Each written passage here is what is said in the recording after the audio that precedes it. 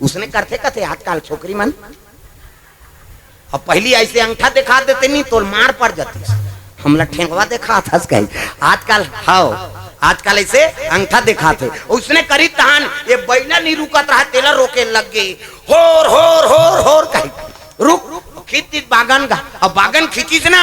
तब कहे लग गए कहाँ जाबे मैडम कथे और पास के गांव जाना है आए आप बैठ के अपन साफिल जठा दी सो और वो डोकरी आई तेल नहीं बैठा रही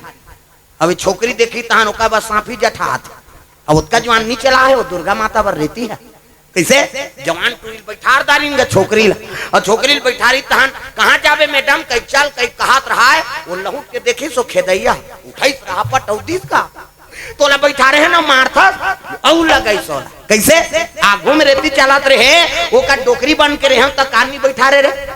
और छोकरी बन के यहाँ तहन वहां मोर पर साफी जठा था मोर जवारा मात बोबे नीचे तू की